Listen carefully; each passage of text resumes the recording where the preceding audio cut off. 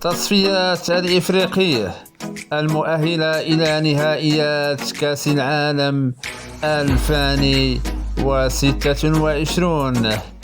المغرب يواجه تنزانيا يوم الجمعة 21 مارس 2025 على الساعة 9:30 بتوقيت غرينتش، منتصف الليل و30 دقيقة بتوقيت مكة المكرمة، بالملعب الشرفي بمدينة وجدة.